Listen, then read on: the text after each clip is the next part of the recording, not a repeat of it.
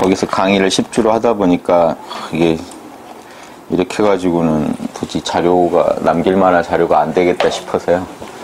이거를 하나하나 차분하게 읽어가면서 제가 준비한 교재들을요 좀 샅샅이 살펴보는 걸로 이번 이제 주역 강의를 진행할까 하고요. 여기에 지금 빠진 게 설계전, 계사전, 상경, 하경은 이제 교재로 아마 나갈 겁니다. 근데 거기 빠진 게요. 계사전에서 이제 효풀이 한 20 몇 개의 효풀이가 있는데 그게 그때 시간 관계상 분명히 못할 것 같아서 뺐고요. 요거를 아마 추가로 이건 추가 프린트물로 나갈 거고 상하경 중에 상하경이 궤 위주로 돼 있어요. 그래서 효에 대한 설명, 건이면 건에 대한 개만 이렇게만 설명하고 지나갑니다. 교재에 보시면요. 그래서 이제 1호는 2호는 3호는 요 내용이 없어요. 그래서 요거는 각 회 할 때마다 프린트물을 계속 드리겠습니다. 미리는 못 드릴 것 같고요.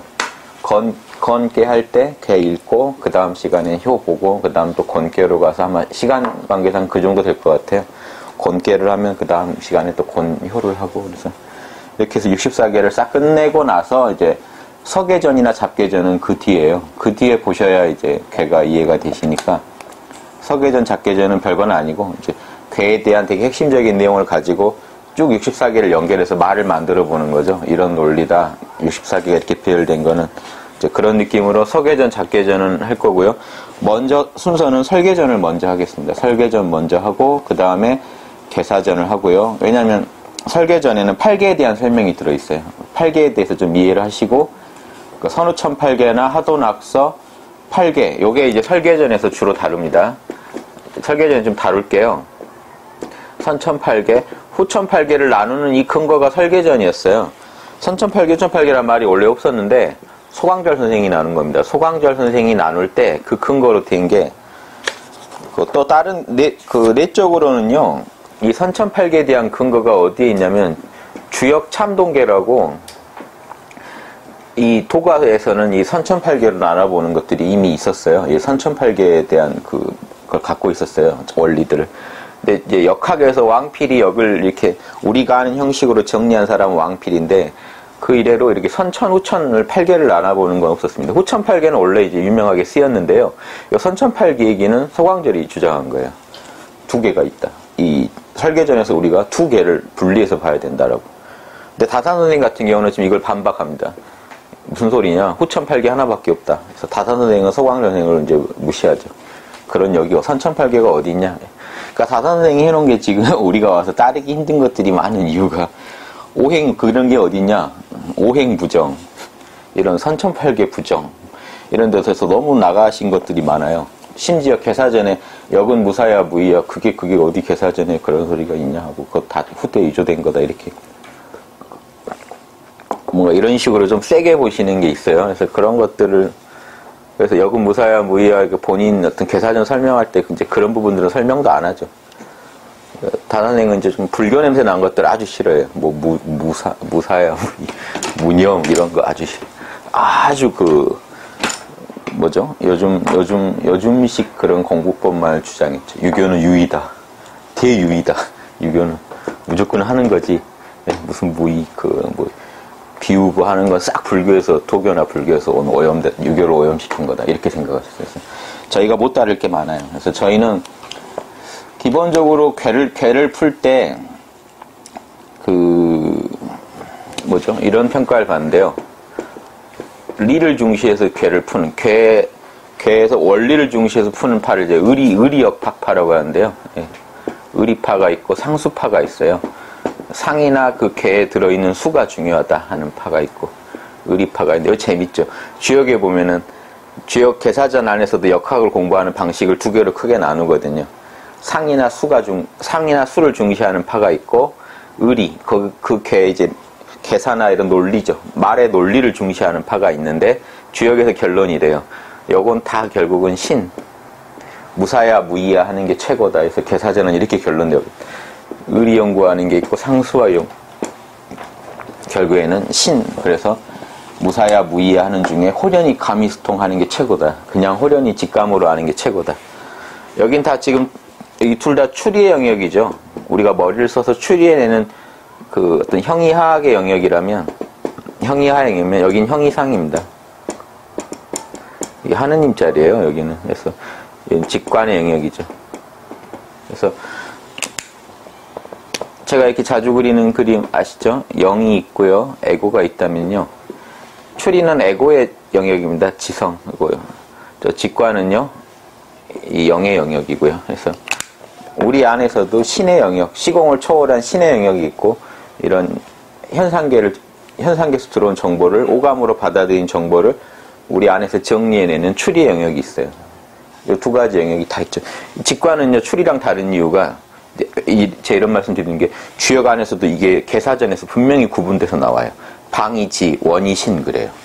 주역식 표현입니다. 방이지. 네모 반듯하게 사방을 통해서 알아내고, 동서남북을 잘 정리해서 알아내고, 원이신, 둥글 원자입니다. 예.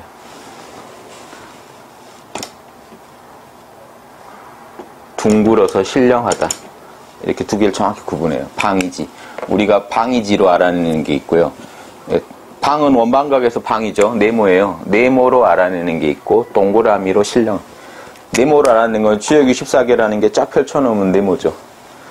동서남북이 다 있어요. 64개를 갖다가 동서남북 그 각 방위에 따라 다 배치를 해가지고 하나하나 추리해서 알아내는 게 추리지고, 자 이번에는 동북방은 간 깨고 서남방은 공 깨고 해가지고 정보를, 우리가 아는 정보를 가지고 개념을 가지고 추리해냅니다. 근데 원이시는 그게 없어요. 텅 비어 한 덩어리. 원은 한 덩어리란 뜻이에요. 시작도 끝도 없고요, 한 덩어리예요. 방이라는 거는 시작이 있고 끝이 있고 해서 동서남북이 분명해요. 이 얘기는 우리가 사는 현상계는 방의 세계죠. 정치학, 경제학 다 학문의 시작과 끝이 있고요. 다 자기만의 방위가 있어요. 자기만의 어떤 범주를 가지고 있어요. 영역을 가지고 있는데, 원이시는요, 시작도 끝도 없고 한 덩어리예요. 그런 상태에서 그냥 알아내는 게 있어요. 여기에 시공을 초월해야만 가능하죠. 그래서 우리가 책으로 써놓은 것도 이미 방입니다. 우리가 책이라는 걸 통해서요, 우리가 주역책을 통해 이미 정리해 놓은 게 방입니다. 이건요, 직관이 당연히 이것들도 직관이 베이스가 된다는 게 주역이론이니까 원이신 하에서 움직이는 거지만 요 특성이 강하다는 거죠. 우리가 이거 뭐 하나 알려고 해도요, 지금 이 설계전 보시면서요, 아 그렇지 않은 건 직관의 영역입니다. 아 그렇지. 이 추리 영역은요, 그렇지 나오기까지 몰고 갈 수만 있어요. 이러면 이 정도 설명했으면 꽤 되지 않았어 하는 게 추리 영역입니다. 근데 안에서 맞다라는 말은요, 이 신만이 할 수 있어요. 우리 안에서. 그래서 여러분 공부하실 때도 공부하시다가 의심난다 그러면 이 추리는 되고 있는데 신이 지금 감응하지 않은 겁니다.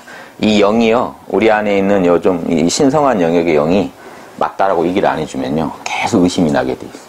내 머리로 아무리 추리를 잘한 것 같아도 이 형이화학은 결국 형이상학에 의해서 지지를 받아야만 완성이 됩니다. 그래서 그 주역에서도 주역을 의리로 공부한 사람이 있고 상수로 공부한 사람이 있는데, 결국에는 이 신이 최고다 하고 마지막에 오직 신령이라야 호련히 알아낸다, 이 얘기를 합니다. 이 정도 지금 어떤 주역에서 제일 중요한 영역입니다. 이렇게 공부하실 때요. 그래서 우리가 이제 원리, 괴를 원리로 이 시간을 통해서 괴를 원리로 풀어내기도 할 거고요. 상이나 수, 거기에 그려져 있는 그림이라든가 거기에 숨겨져 있는 숫자의 비밀을 살펴볼 때도 있을 거예요. 대표적인 게 이런 겁니다. 곤 나오면요, 곤은 10이에요. 하도 낙서 중에 곤은 음토기 때문에 토는 5토나 10토거든요. 그럼 간이 5를 먹고 곤은 음토라 10을 먹죠. 근데 재밌는 게, 그러면 뭐 옛날 분들이 여기까지 알았다고 하지만 실제 가다 보면 갑자기 10이라는 숫자가 나오면은요, 곤괴가 있어요. 거기. 그러니까 다 알고 쓴 겁니다. 이게 상수예요. 곤이 땅이라는 상을 취하고 있고, 그게 숫자로는 10이라는 숫자를 취하고 있고, 이런 게 하도 낙서랑도 다 연결되어 있고요. 예, 그 원리는요, 이런 측면이 아니라 곤은 유순하고 후덕하고 이렇게 풀어가면 의리학이고요. 여기 안에 땅의 그림이 그려져 있다. 그래서 실제로는 이 괴죠. 실제로 우리 주역은 상이 제일 커요. 그래서 괴사전 보시다 보면 역은 상이라고 나와요. 왜냐하면 역은 결국은 괴 그려놓고 얘기하는 거거든요. 그런데 이 괴를 이미 그려놓고요, 상을 그려놓고 여기서 원리를 뽑아내고 여기서 상을 뽑아내고 여기서 숫자를 뽑아내는 거기 때문에 여기서 점을 치는 거죠. 점을 칠 수 있는 정보들이 너무 많이 나오니까 우리가 점을 치는 건데요, 실제는 점을 안 치시더라도 내 인생사가, 내 인생의 지금 현재 위치가 무슨 괴에 해당된다라는 걸요, 지 까먹